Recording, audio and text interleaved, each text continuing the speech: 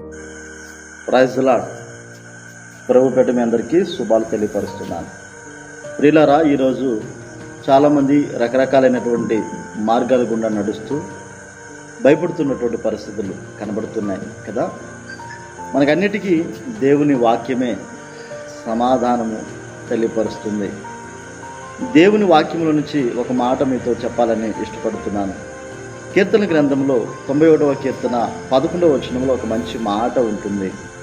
నేను చదివి వినిపిస్తాను, జాగ్రత్తగా గమనించండి. నీ మార్గములన్నిటిలో నిన్ను కాపాడుటకు ఆయన నిన్ను గూర్చి తన దూతలకు ఆజ్ఞాపించును అన్నాడు. ప్రియులారా, ఈరోజు నువ్వు ఏ మార్గం గుండా నడిపించబడుతున్నావో నాకు తెలియదు. అది అనారోగ్య సమస్య అనే బాధలు కావచ్చు, నిందలు అవమానాలు అనేటువంటి మార్గము కావచ్చు, అప్పు సమస్య అనేటువంటి మార్గం కావచ్చు.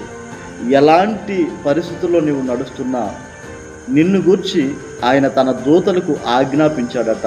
నిన్ను కాపాడుటకు, నీకు సమయోచితమైన సహాయం అందించడానికి దేవుడు సిద్ధంగా ఉన్నాడని తెలియపరుస్తున్నాడు.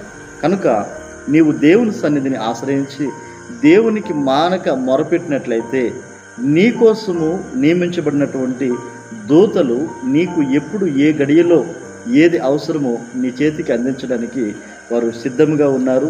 నీ కొరకు కేటాయించినటువంటి దేవుని దూతలు నిత్యము నిన్ను కాచుకొని ఉన్నారు. కనుక అనవసరమైనటువంటి భయాలను విడిచిపెట్టి దేవుని తోడుతో, దేవుని సన్నిధితో, దేవుని సహాయంతో నీ ఆత్మీయ జీవితాన్ని ముందుకు తీసుకుని వెళ్ళాలని ప్రభుపేట తెలియపరుస్తున్నాను. May God bless you all.